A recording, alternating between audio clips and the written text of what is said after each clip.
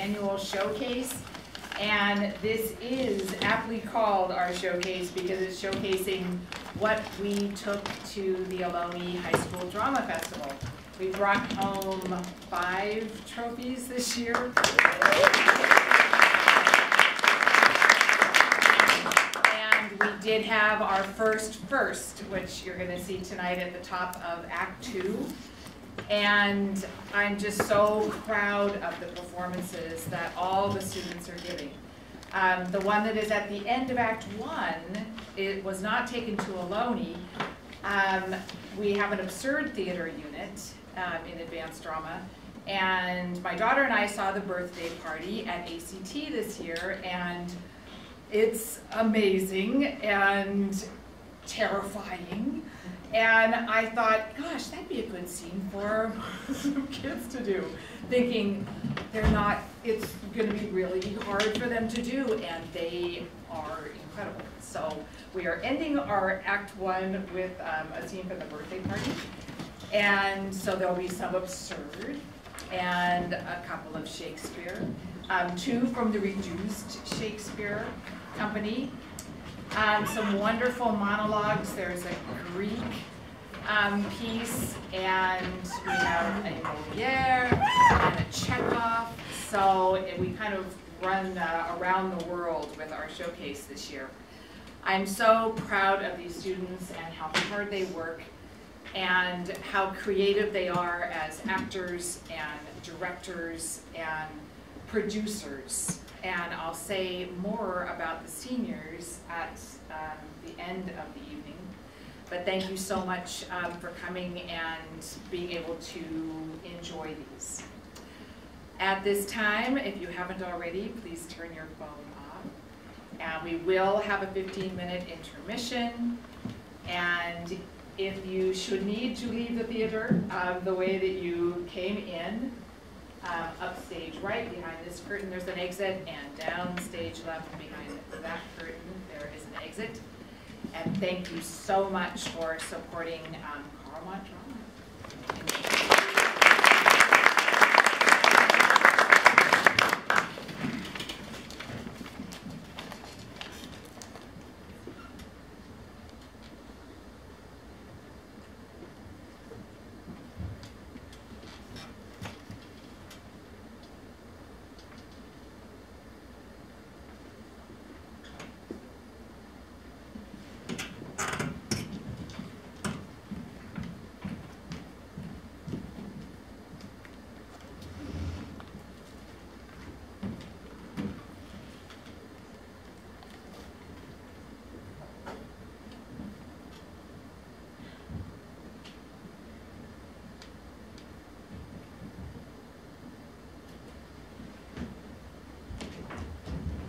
I brought you coffee, dearest Vanya. I have some.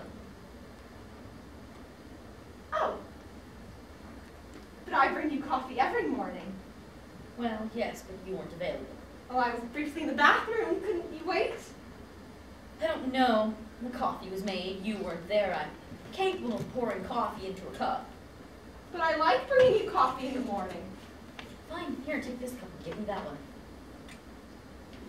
All right.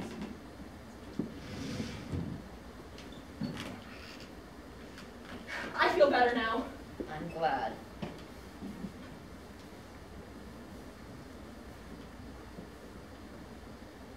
I'm afraid the other cup tasted better. Well, it's the same coffee. Well, maybe I put in more milk than you did. Maybe that's why it tastes better. Don't I usually put in the right amount of milk? Well, I don't usually think about it. It's just that I was having one cup of coffee and liking it, and now there's a different cup of coffee, and I'm liking it slightly less. It's no big deal. I'm just making pleasant conversation. That's not making pleasant conversation. It's first thing in the morning, and you're implying I don't do anything right. I didn't say that. You did. I didn't. Well, you implied it. Forget it. The coffee's delicious. I love it. Here, take the original cup back. No, no. It's no big deal. I'm sorry I said anything.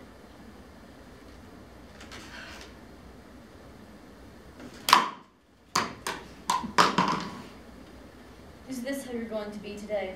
I don't know what you're talking about. You just threw the coffee against the floor! I didn't! You didn't? What kind of idiot response is that? I don't know, but I hate you and I hate my life response! Well, it was a then good for you! Thank you!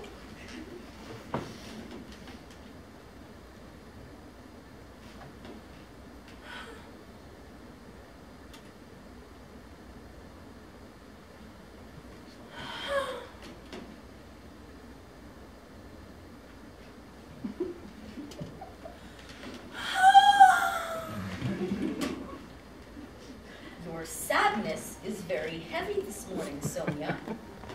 Could you lighten it any? No. Could you go to a different room? Leave the morning room. But I'm in mourning for my life. I hope you're not going to make Chekhov references all day. If they come up, I may. It's been our cross to bear that our parents gave us names from Chekhov plays. Yes. They were so difficult once they got into old age. But when they were young, how wonderful our parents were, weren't they? Mother was so elegant, and father was always so kind to me. He used to call me his little artichoke. And he liked artichokes, so it's probably a good thing he called you that. Yes, I think so. And he never molested me. That's nice. I'm afraid this coffee has gone quite cold now. You're just determined to fight about coffee this morning, aren't you? No, I'm just debating whether or not to go microwave the coffee. Oh. Would you like me to do it? Would you? That'd be very nice. What is the matter with you? Do I have to do everything? But you offered to take it. Are you bipolar now? Yes. I'm not going to clean up the broken cups, you know. Well, neither am I. Well, obviously there's no solution. The cleaning lady comes today, we'll have her clean it up. What if she refuses? We'll fire her! All right, we'll never, ever, ever clean up the broken cups, and you'll have to just sell the house. You can't sell it. You don't own it. Masha owns it. She'll decide we have to sell the house and we can finally live separately since we hate each other. What a good idea!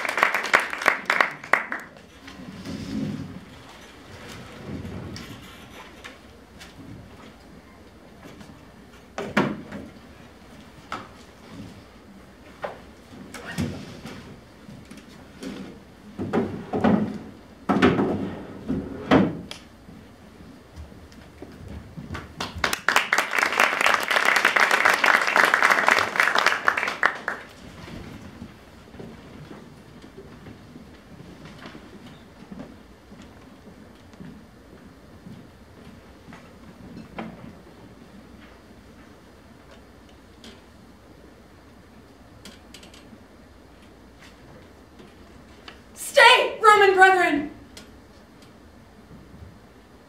gracious, conqueror, victorious, Titus, rue the tears I shed, a mother's tears in passion for her son. And if thy sons were ever dear to thee, oh, think my son to be as dear to me. Sufficeth not that we are brought to Rome to beautify thy triumphs and return captive to thee and to thy Roman yoke, but must my sons be slaughtered in the streets for valiant doings in their country's cause? Oh, if to fight for king and commonweal were piety in thine, it is in these. Andronicus, stain not thy tomb with blood. Wilt thou draw near the nature of the gods? Draw near them in being merciful. Sweet mercy is nobility's true badge. Thrice noble Titus, spare my firstborn son!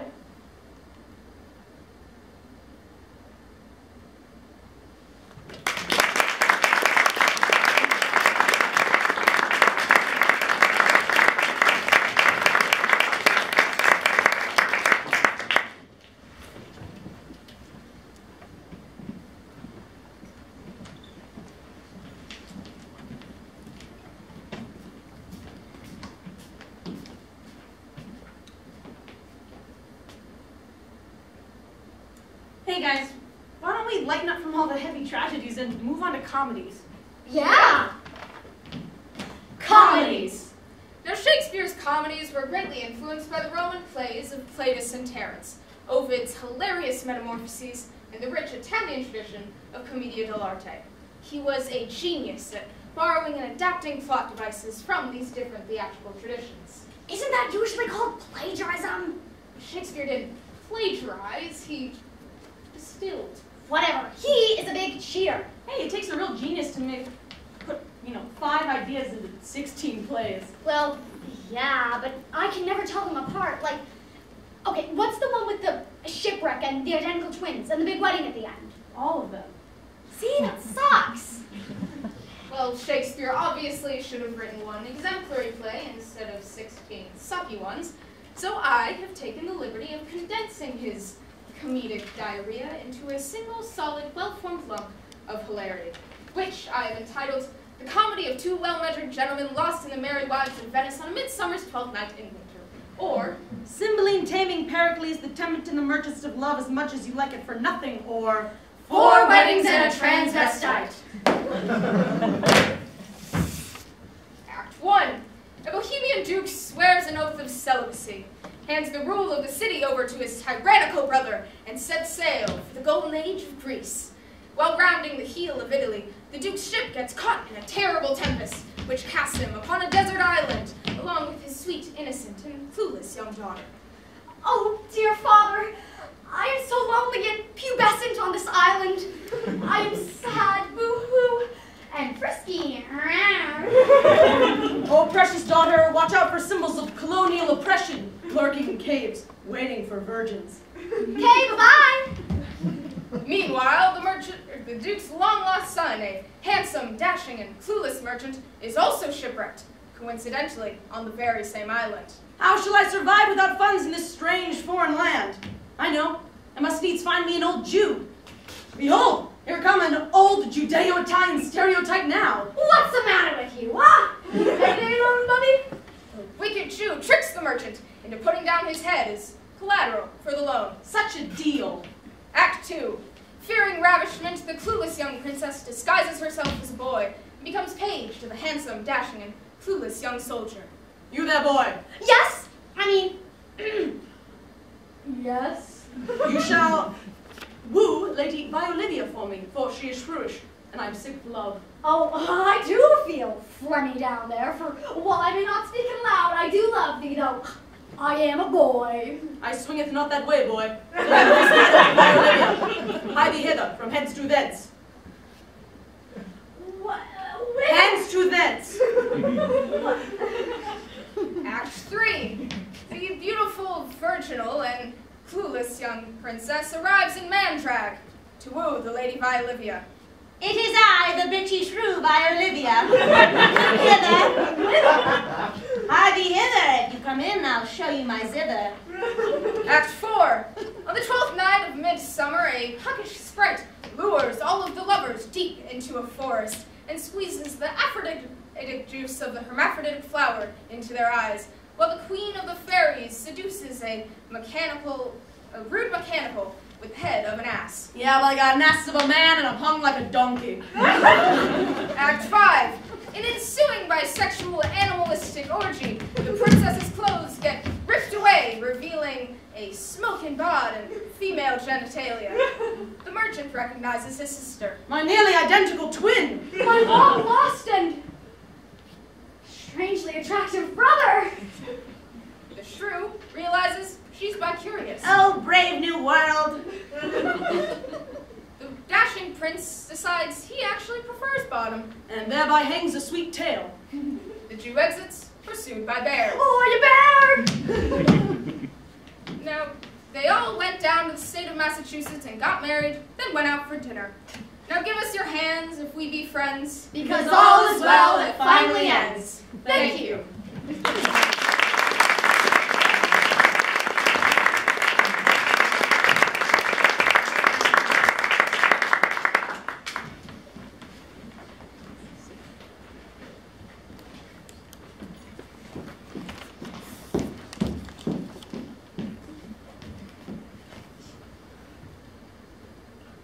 Shall I speak ill of him that is my husband? Oh, poor my lord, what tongue shall soothe thy name, when I, thy 3 hours wife, have mangled it? But wherefore, villain, did thou kill my cousin? That villain cousin would have killed my husband. Back, foolish tears, back to your native spring. Your tributary drops belong to woe, which you, mistaking, offer up to joy. My husband lives, that Tybalt would have slain. And Tybalt's dead, that would have slain my husband. All this is comfort. Wherefore weep I then? Some word there was, worser than Tybalt's death that murdered me. I would forget it fain, but oh, it presses to my memory like damned guilty seeds to sinners' minds. Tybalt is dead. And Romeo? Banished. That banished, that one word, banished, hath slain 10,000 Tybalts. Tybalt's death was woe enough if it had ended there, or if sour woe delights in fellowship, and needly will be ranked with other griefs. Why followed not when she said Tybalt's dead? Thy mother, thy father, nay, or both, which modern lamentations might have moved, but with a rearward following Tybalt's death, Romeo is banished. To speak that word is mother, father, Tybalt, Romeo, Juliet, all slain, all dead. Romeo is banished. There is no end, no limit, measure bound in that word's death. No words can that woe sound.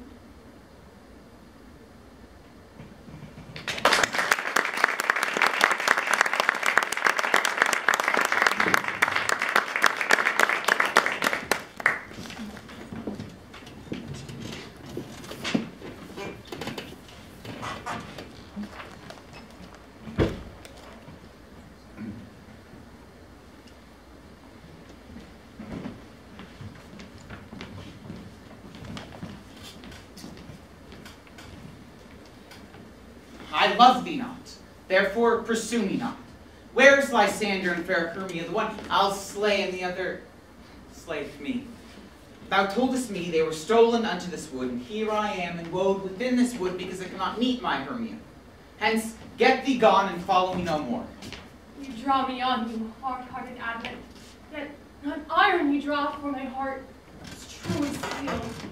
Leave you your power to draw, and I shall have no power to follow. Do I entice you?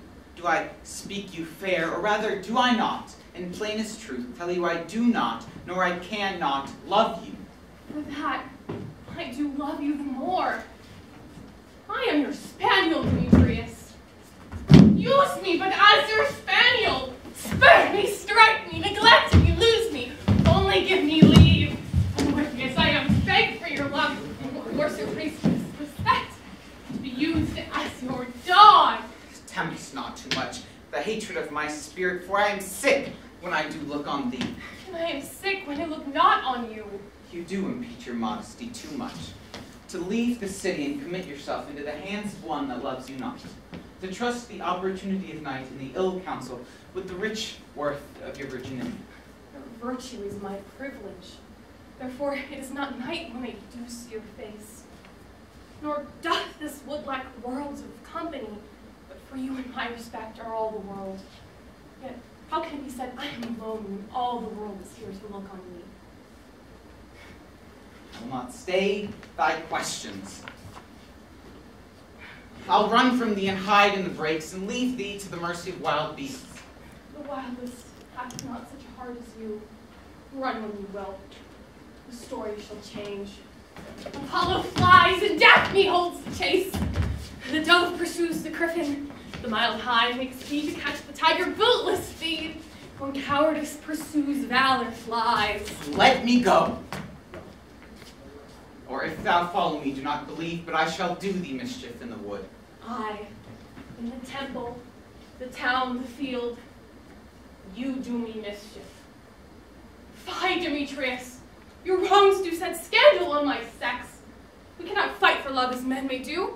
We are to be wooed and cannot woo.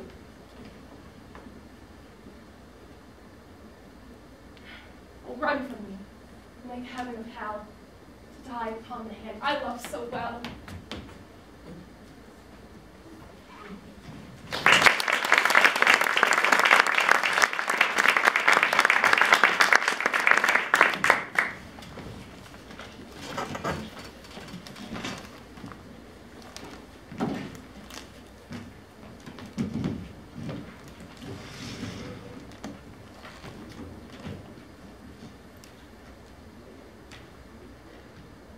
What do you think?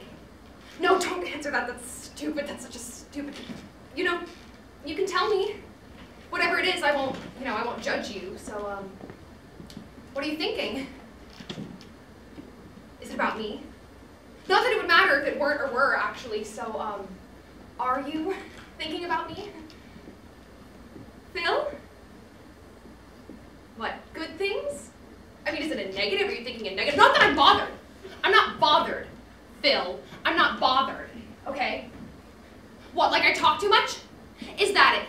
You sitting there in absolute silence thinking, Leah talks too much. I wish she'd just shut up once in a while. Is that what you're thinking? Because don't you, like, judge, or anything. Because, all right, I do talk too much.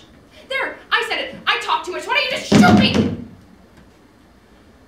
Because you're not perfect, actually, Phil. You're not.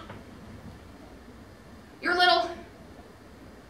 No, you're right, I do talk too much. No, it's okay, because it's not the, it's not the clap. I could walk out of here. There are friends. I've got a friend. I mean, all right, I haven't got friends, not exactly, but I could, if I wanted, given the perfect, circumstances. So there, because, it's not like you're Mr. Popular, you haven't got, you're not. What are you thinking?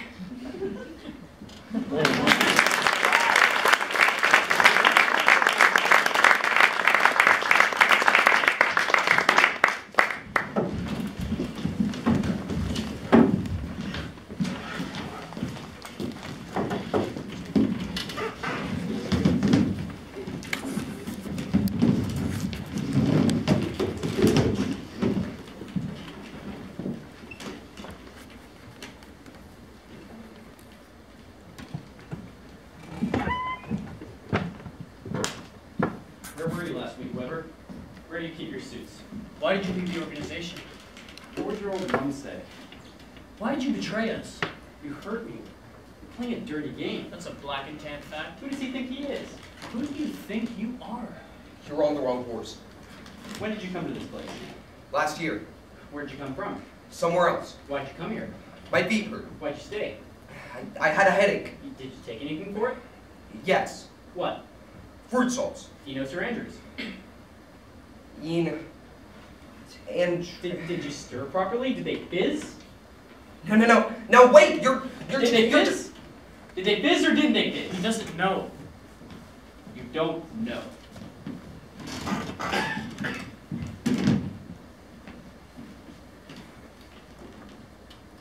How often do you take a bath? I have one every... Don't lie! You betrayed the organization! I know him. You don't! What can you see without your glasses? Anything! Take his glasses. Weber, you're a fake. Get him up. When did you last wash a cup? Christmas before last. Where? Lyons Corner House. Which one? Marble Arch. Where was your wife? Answer! What wife? What have you done with your wife? He's killed his wife. Why have you killed your wife? What wife? How did he kill her? How did you kill your wife? You throttled her with arsenic. There's your man. Where's your old mom? In this sanatorium. Yes! Why did you never get married? She was just... She was waiting for you at the porch. You skedaddled from the wedding. You left her in the lurch. You left her in the pudding club. She was waiting for you at the church. Weber, why did you change your name? I forgot the other one. What's your name now? Joe Soap! You stink of sin. I can smell it. Do you recognize an external force? What? Do you recognize an external force? That's the question! Do you recognize an external force responsible for you, suffering for you? It's late. Late? Late enough. When'd you last pray? When'd you last pray? He's sweating. He's sweating.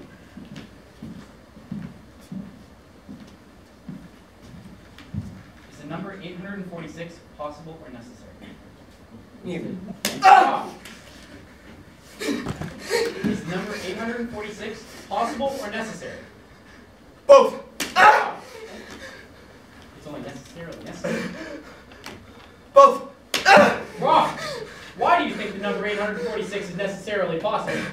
It must be! Ah! It's only necessarily necessary. We admit possibility only after we grant necessity. It is possible because necessary, but by no means possible through necessity. Right. Right? Of course right. We're right and you're wrong, Weber. All along the line. All along the line. Where is your lecture leading you? You'll pay for this. You stuff yourself with dry toast. Look at me. Look at me. Look at me! You contaminate womankind! Why don't you pay the rent? Must defile. Why do you pick your nose? I demand justice. What is your trade? What about Ireland? What is your trade? I play the piano. How many fingers do you use? No hands! No society would even touch you. Not even a human society. You're a traitor to the cloth. What do you use for pajamas? Nothing. You verminate the sheet of your birth. Speak up, Weber! Why did the chicken cross the road? You want it. You want it. Why did the chicken cross He the road? doesn't know. You want it. You want it. He doesn't know. He doesn't know which You want came it. first. You want it. You want it. Which came first? Chicken? You Which came first? Which came first? Which came first? Which came first? Which came first? He doesn't know. Do you know your own face? Wake him up. Stick a needle in his eye. You're a plague, Weber. You're an overthrow. You're what's left. But we've got the answer to you. We can sterilize you. What about your hand? Your bite is dead. Only your pong is left. Who are you, Weber? What makes you think you can exist? You're dead. You're dead. You can't live. You can't love. You can't think. You're dead. You're a plague gone bad. You're nothing but an odor. Steady, McCann! Come on! Steady, McCann! Judas, easy, McCann. He's sweating. Our bastard sweating. Then give him some time to think.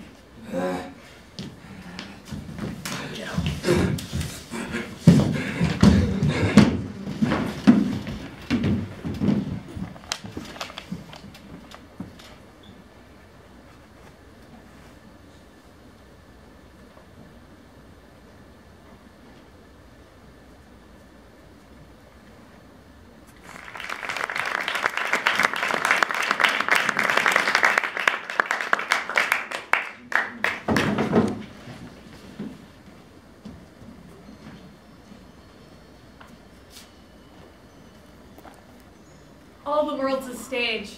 All the men and women merely players. They have their exits, their entrances. And one man in his lifetime must play many parts.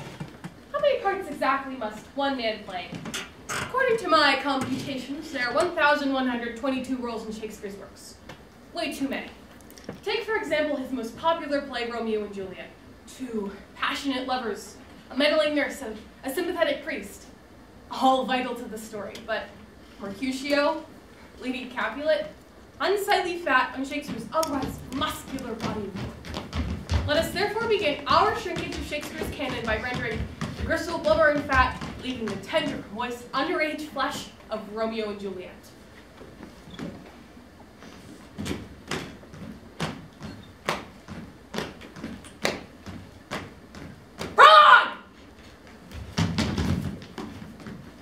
Two households, both alike in dignity, In fair Verona where we lay our scene. From ancient grudge break to new mutiny, where civil blood makes civil hands unclean. From forth the fatal loins of these two foes, a pair of star-crossed lovers take their life.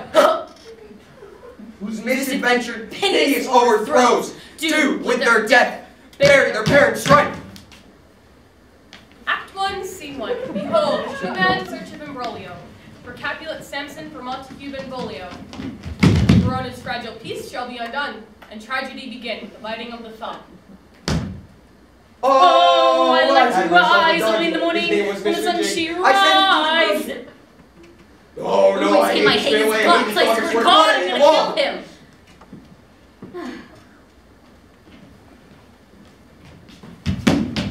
Do you bite your thumb at me, sir? No, sir, I do but bite my thumb. Do you bite your thumb at me, sir? No, sir, I do not bite my thumb at you, sir, but I do bite my thumb. Do you quarrel, sir? Quarrel, sir? No, sir. But if you do, sir, I implore you, I serve as good a man as you. No better. Yes, better.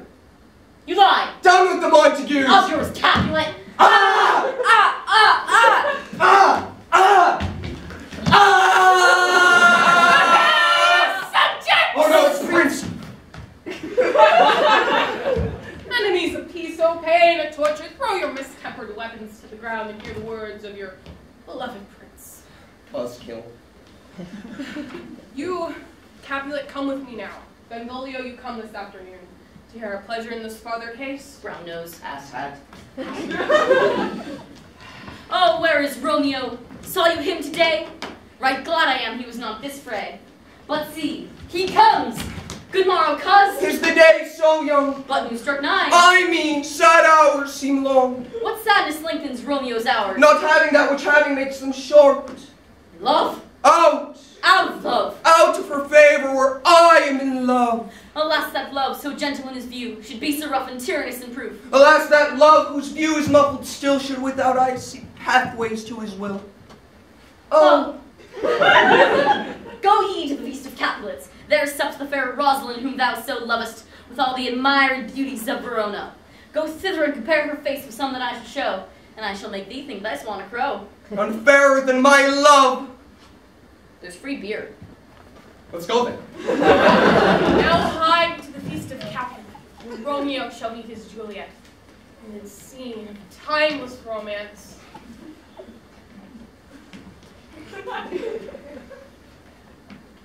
He'll try to get into Juliet's pants.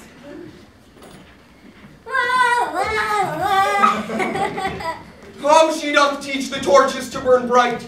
Did my heart love till now forswear its sight, for I never saw true beauty till this night. If I profane with my unworthiest hand this holy shrine, the gentle finds this, my lips to blushing pilgrims ready stand to smooth that rough touch with a tender kiss. Good pilgrim, you wrong your hands too much. Which mannerly devotion shows in this. For saints have hands that pilgrims' hands do touch, and palm to palm silver palms kiss. Have not saints lips and holy palmers too?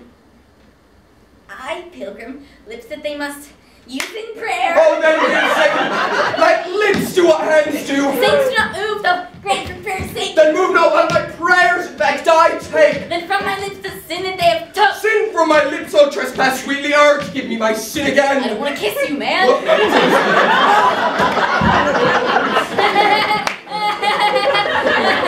You kissed by the book. I'll call another. is she a Capulet? Aye, so I fear. The more is my unrest. What are you doing? Balcony scene. Oh, okay. What soft, what light through yonder window breaks? Oh, Romeo, Romeo, wherefore art thou Romeo? Deny thy father and refuse thy name. Or if thou wilt not, be but sworn my love and I'll no longer be a Capulet. What's in a name anyway? That which we call a nose by any other name would still smell. Oh, Romeo, doff thy name, which is no part of thee, and for thy name take all myself. I take thee at thy word. Call me but love and I shall be new baptized. Henceforth I shall never be Romeo. Say? Call me but love and I shall be new baptized. Henceforth I shall never... Love? No, look.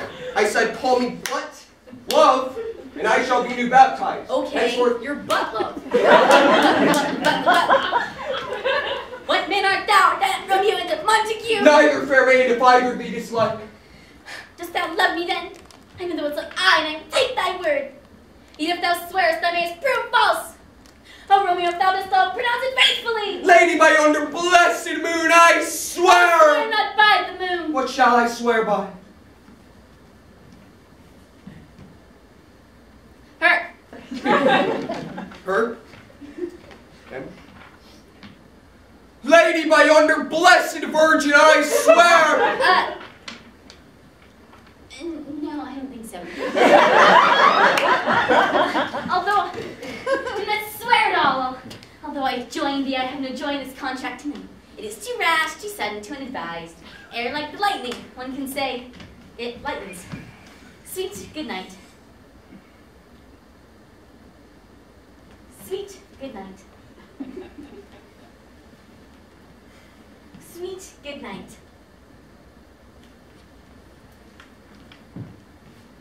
Yo, Bob, over here! Oh, wilt thou leave me so unsatisfied? Satisfaction canst thou have tonight. That second base is for second date, sweetie. Good night, parting is such sweet sorrow. Well, Romeo did swoon with love, by Cupid he'd been crippled. Juliet had loathsome cuz whose loathsome name was Romeo, the love I bear thee can afford no better term than this. Thou art a villain, therefore turn and draw. Tybalt, I do protest I never injured thee, but loved thee better than thou canst devise. The wretched boy I am for you. Oh, I'm slain.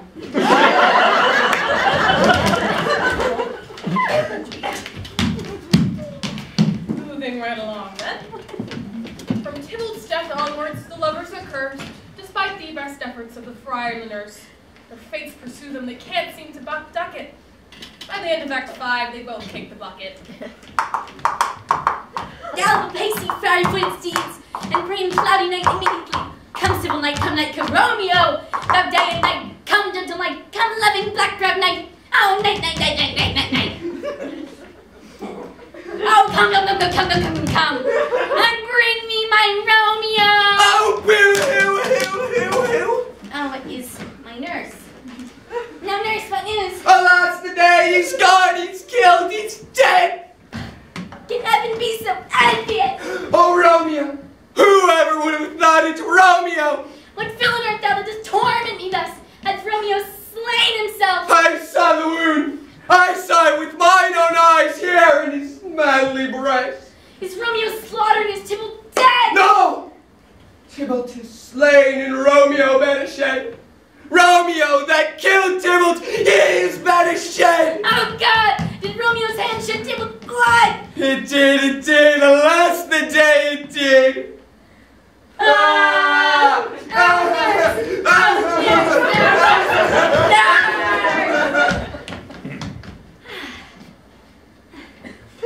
Menopause. Oh, Friar Lawrence, Tybalt is slain and Romeo has banished, and I've got cramps, that not so fresh feeling. Can you help me? Drink thou this vial, distilled liquor. Drink thou off, and presently, cold and drowsy humor shall run through thy veins. I feel a cold and drowsy humor running through my veins. Obi-Wan. Pretty colors. Uh-oh.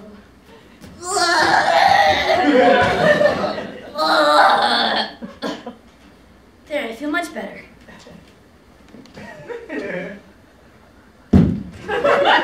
Oh no!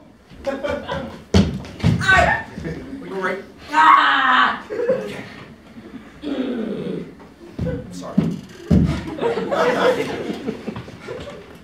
My love, my wife, death that hath sucked the honey of thy breath hath no power yet upon thy beauty. Oh Juliet, why art thou yet so fair? No. Oh, yeah, I guess. Here's to my love.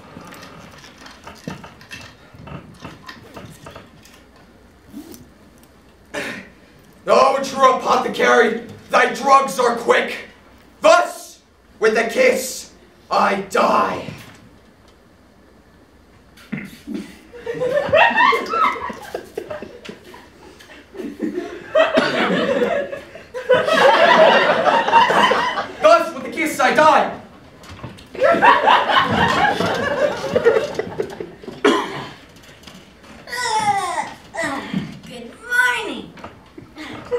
Where, oh where is my love?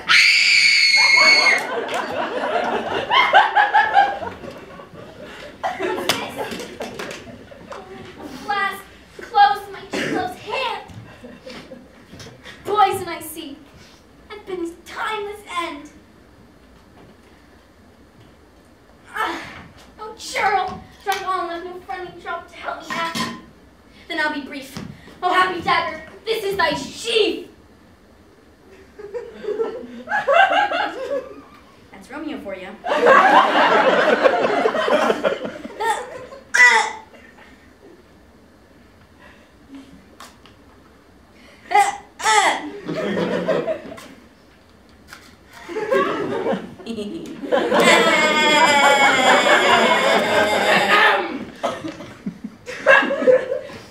There, rest and let me die.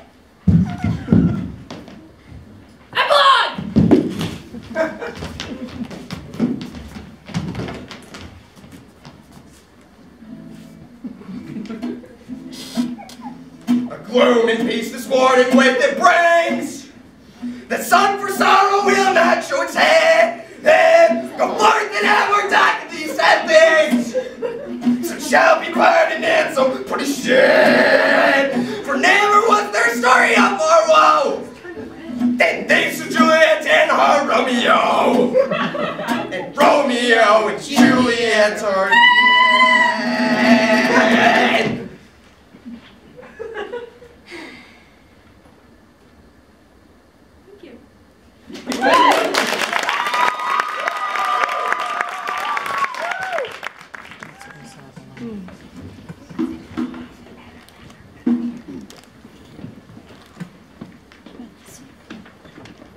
I have this dream. And in this dream, I'm drowning, except I don't know it at first. See, I hear the water, and I imagine it's going to be a sunlit walk on the cove, or a walk on the beach, or maybe even a moonlit cruise. And then, moments after I'm tricked into believing I will get, treasure, or captains, or pirates, or bonfires, I become aware that the water I'm hearing is water that's rushing into my ears, forcing itself into my mouth and down my throat. No bonfires or pirates or captains for me. No, I'm drowning. And just when I think that's it, that I've drowned, and that's the dream, I see something on the shore. It's a little boy. He's tall and thin, maybe 9 or 10. And next to him is a girl. She's younger, maybe 6 or 7. Then a woman walks up behind them and lays down a towel. It's a picnic. And then a man, and he's tall and strong, and he's got broad shoulders that are perfect for sitting on if you're 7 or even 10. Perfect for leaning on if you're tired, and crying on after you've had a long day. He's got his hands on his hips, and he's looking out into the water. He's looking at something, and it's me. He sees me, and then he touches his wife's elbow, and she sees me too, and then the kids. And so I summon every ounce of strength, if you can even call it that strange mix of desperation and fear. And I wave high so they'll be sure to see me, and they do, they see me. And then all of them standing in this perfect little line, all of them, they wave, they smile and wave.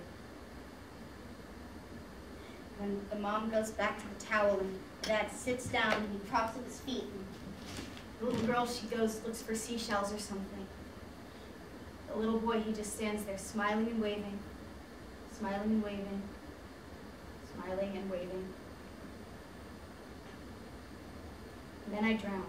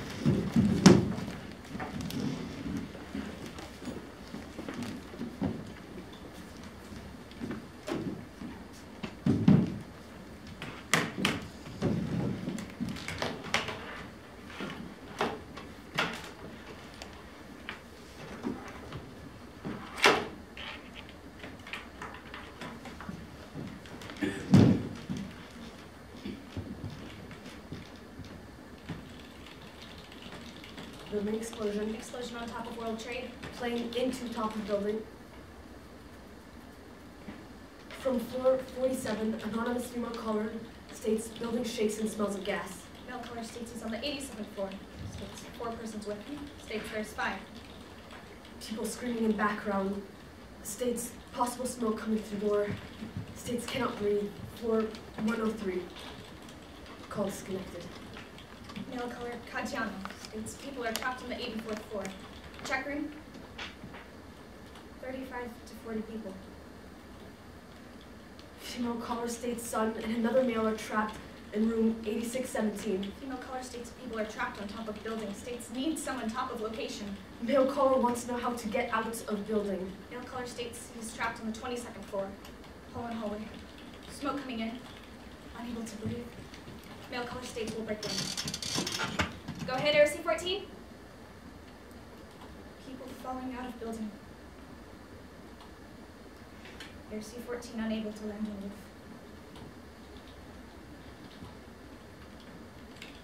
Second plane hit the building. Unknown extent of injury. Male caller states 2 World Trade Center. States people are jumping out of a large hole. Possible no one is catching them. On the 104th floor, male caller states his wife is on the 91st floor. States stairs are all blocked. States worried about his wife. Female caller states possible female in wheelchair. Trapped on 86th floor, alone. Male caller states he's trapped on the 106th floor. 100 people in room need directions on how to stay alive. Several jumpers at 1 World Trade Center. Male caller states he's on the 84th floor, number 2 tower. Can't breathe. Caller disconnected. Female caller Diana states husband's friend Tony is still alive and trapped on room 101. Female caller states someone is waving a white flag on the first building that was hit, 10 floors down from the top. 2 World Trade Center, floor 105. People are trapped, open roof to gain access. Female caller Melissa states floor very hot, no stairs. States she's going to die on phone. Wants us to call mother.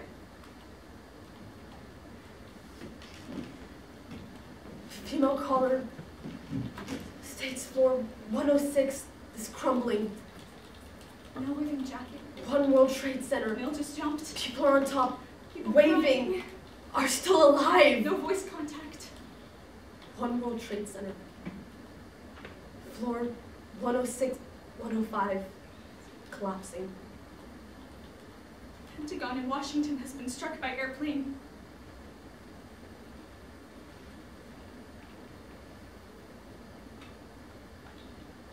Male caller states son called.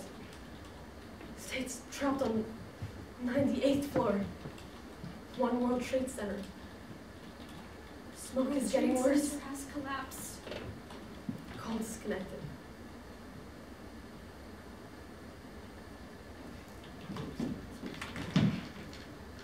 EMT4 trapped underneath the rubble. Police officers in building that just collapsed. Numerous personnel trapped under the basement. Female caller states her brother is trapped at World Trade Center. 104th floor. States no one has come to get him yet.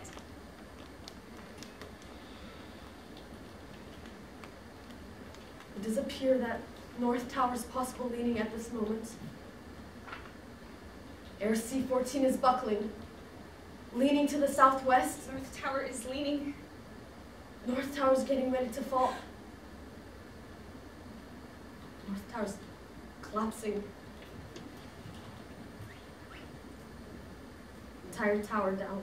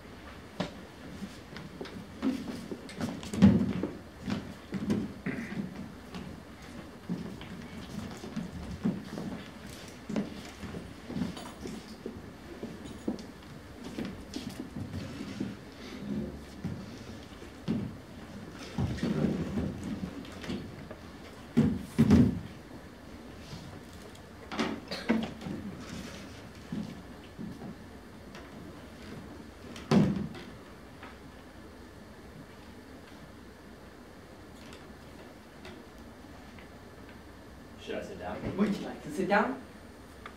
Now, what seems to be the matter? Well, Bruce seems to be trying to end our relationship. He's putting his ads out in the paper for women.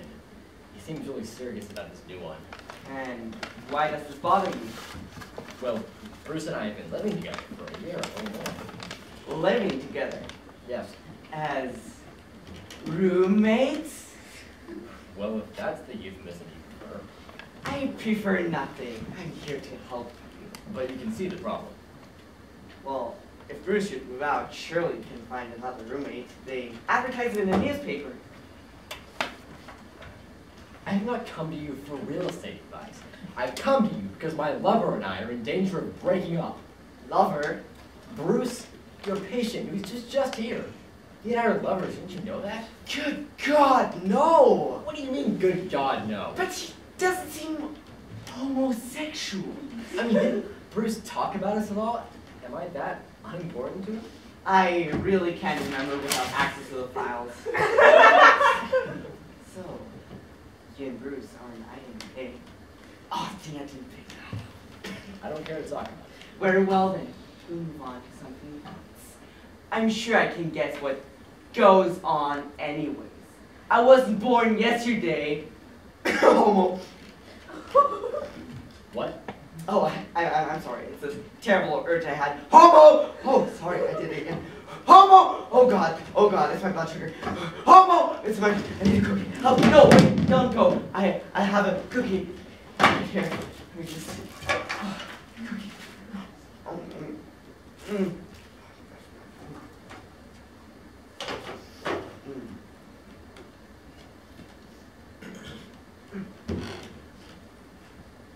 It's people like you who have oppressed gay people for centuries.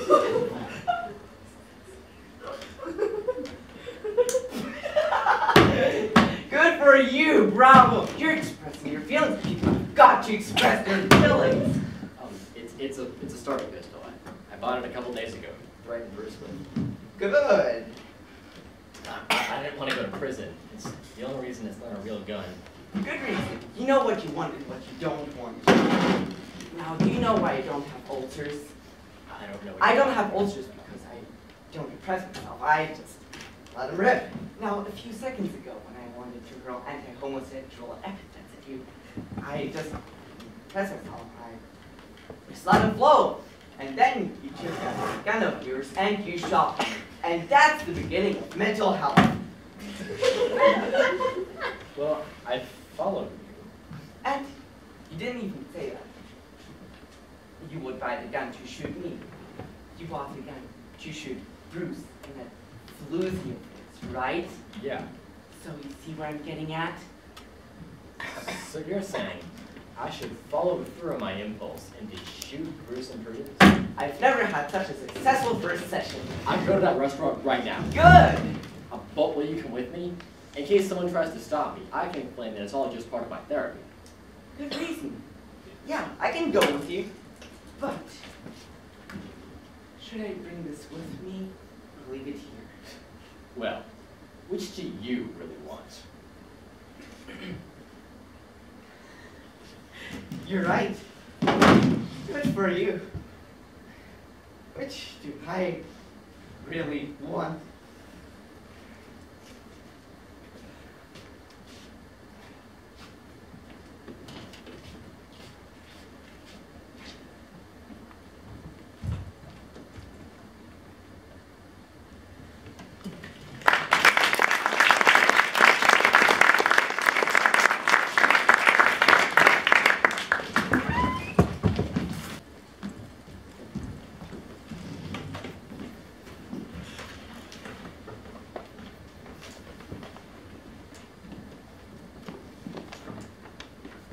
Why did you say you kissed the very ground I walked on? I ought to be killed. If only I could rest. Rest. I am a seagull. No, not right now. I am an actress. So, yes.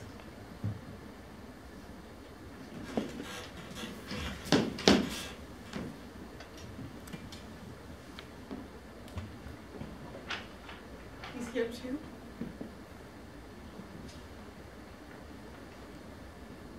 Oh yes, it's nothing.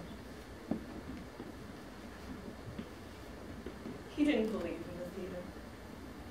He kept on laughing at my dreams, and little by little I too stopped believing. My spirit sank. Here too were worries of jealousy, love, continual fear for my little one. I turned into someone trivial, a non-entity. I acted out my roles without a single thought in my head. I didn't know how to stand on stage or what to do with my hands or to control my voice. You can't understand a condition like this to instinctively know you're acting horribly. I am a seagull. No, not like, do you remember? You shot down a seagull. A man comes by, sees her, and having nothing better to do, destroys her. Subject for a short story.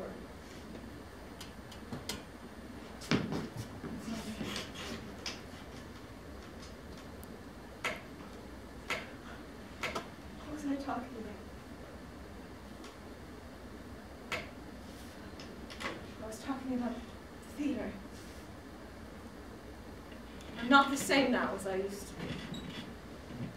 I'm a genuine actress now. I revel in the joy of playing roles. I'm enraptured. When I am on stage, I am drunk with delight. And I feel myself beautiful. And now, since I've been living here, I go for walks all the time. I walk and I think and I feel each passing day, my mind and soul growing stronger. And I know now, Kostya, I've come to realize it doesn't matter whether we play roles on stage or whether we write. What matters is not fame nor glory nor the things I used to dream about, but it's knowing how to endure, how to bear your cross and have faith. I have faith. And so it's not so painful for me. And now, when I think about my profession, I'm no longer afraid of life.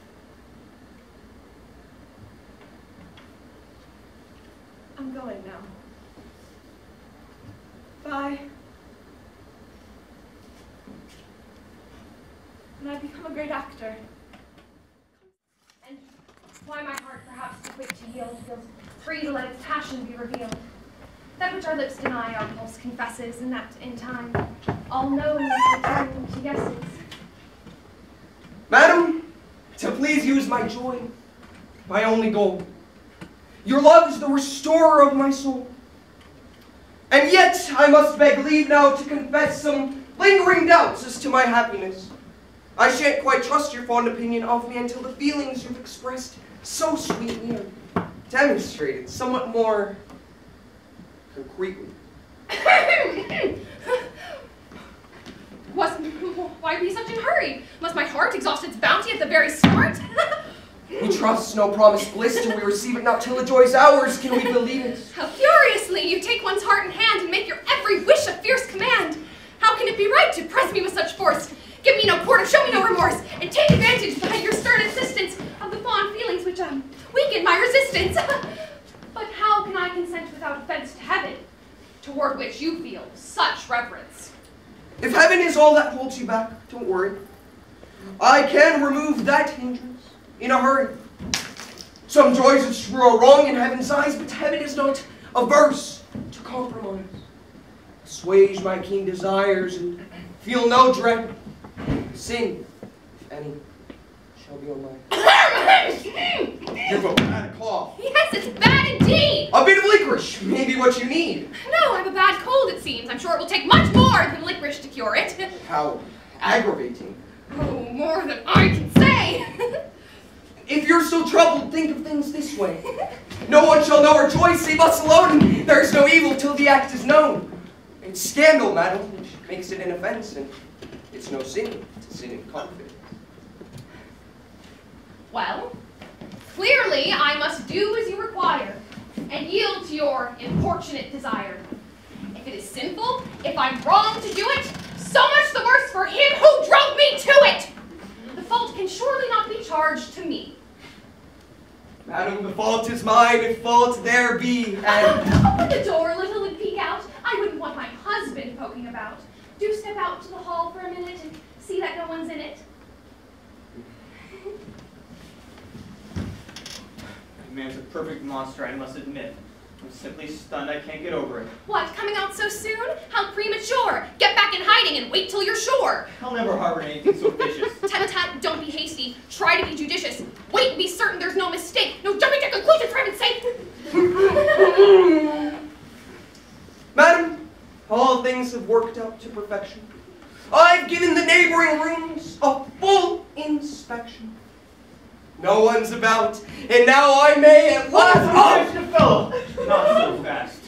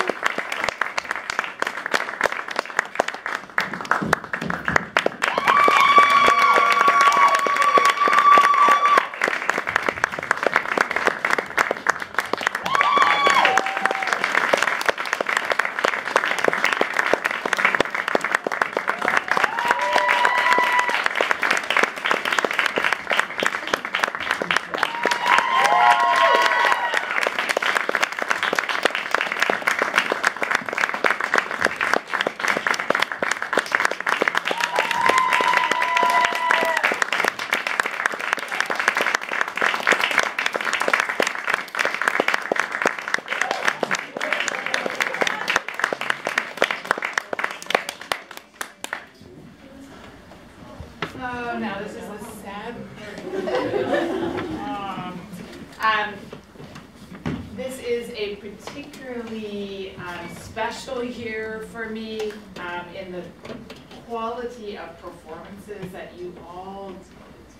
I was blown away by what you did at Ohlone and throughout the year in class.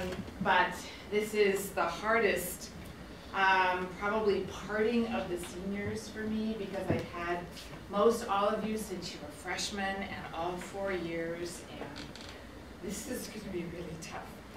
I'm going to start with 2 gentlemen, Peter and me.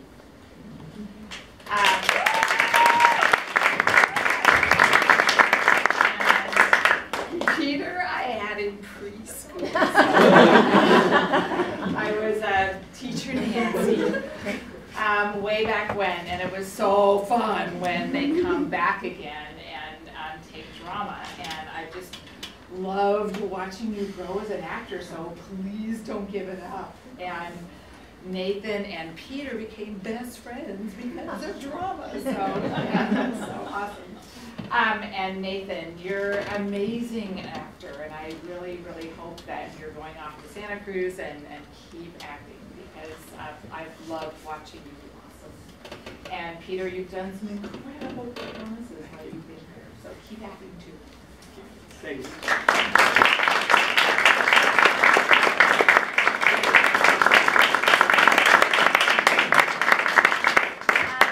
Let's have Carrie and Jane. I have loved the work that you guys have done in all 4 years, and Carrie, you've done amazing musical performances too. You're multi-talented, and then both of you were incredible dancers in Lion, Witch, and the Wardrobe. I was blown away by your dancing ability and your athleticism. And I took Julia to the Shakespeare competition this year, and you did an incredible job with what you saw tonight. So I know that you both will continue on in, I hope, on the stage, because you're both so talented. And thank you for all the wonderful work that you've been doing while you've been here. And I wish you so much success in college.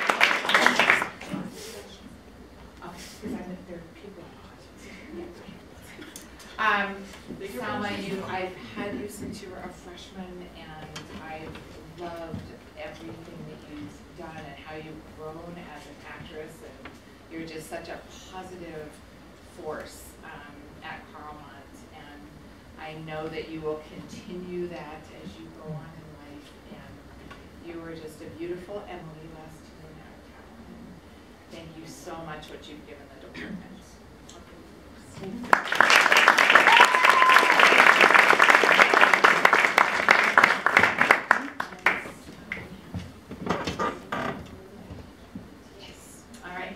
So, Tessa and Jasmine and me.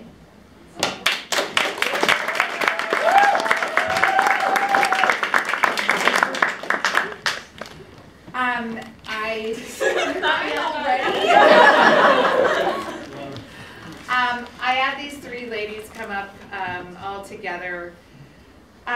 You are hard acts to follow in your organizational skills, and Jasmine and Amanda, everything that you've done for Ohlone over the years, and setting the bar high, and I hope that we continue on in your absence and keep winning awards and keep winning trophies, and thank you for all the hard work you put in and all the incredible work that you did on the stage too, and classes, and helping me out as my clerk, and I've just loved seeing you all develop as actors, and you're going on to NYU, and that's so exciting.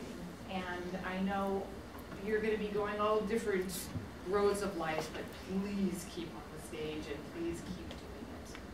And Tessa, thank you so much for all your producing, and your organizational skills are amazing, and putting on the 1X, and all that you did to coordinate all the classes too, and you're an exceptional actress too.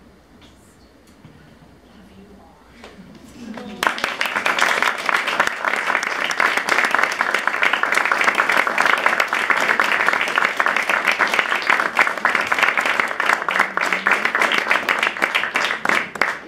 And there are some, so I got all the seniors up here.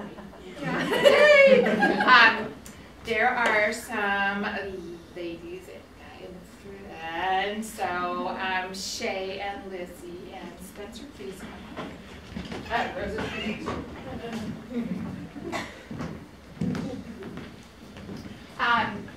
So I think I've had you guys all 4 years as well, and you are all talented so much, so please don't give up, go theater, keep doing it, and you're an amazing director, and you guys are writers, and we had so much fun of the Dead Poet Society when that was going, and I just love the three of you, and I'm so glad that you were in the audience tonight.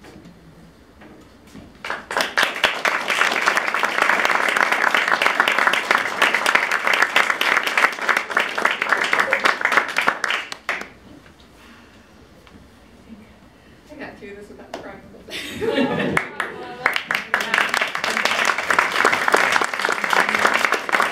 I tell people I have the best job in the world, and I do, and I love all of you. Thank you.